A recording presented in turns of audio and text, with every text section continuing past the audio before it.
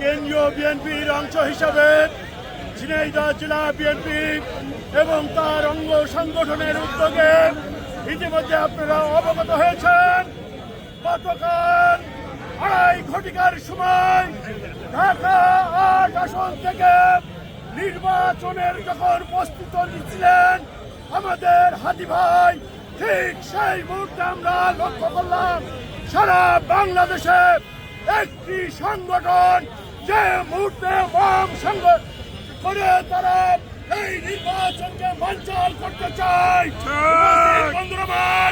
আজকে জেলা বিএনপির উদ্যোগে আজকের এই ঝিনাইদহ জেলায় এই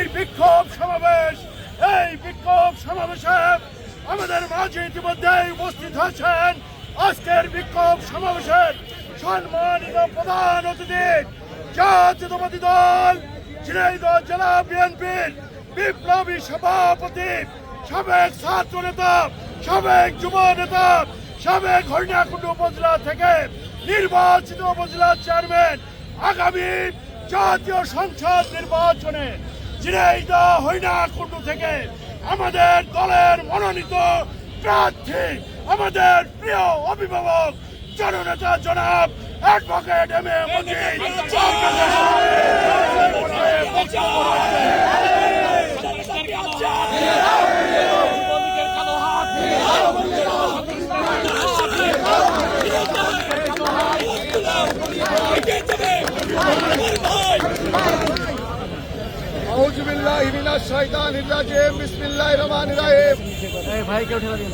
আজকের এই কেন্দ্র কর্মসূচি, এই কর্মসূচি থেকে আমরা বলতে চাই বাংলাদেশে 17 বছর ধরে আমরা আন্দোলন সংগ্রাম করেছি যে গণতন্ত্রের জন্য, এই গণতন্ত্র নস্যাৎ করার জন্য আজকে যে বড় বাহিনী ষড়যন্ত্র করছে বাংলাদেশের জনগণ তা মেনে নেবে না। আমরা বলতে চাই কোন প্রার্থীর উপর গুলিবর্ষণ করে, কোন প্রার্থীকে ধমকে দিয়ে, কোন প্রার্থীর উপর হামলা করে এই নির্বাচন বন্ধ করা যাবে না।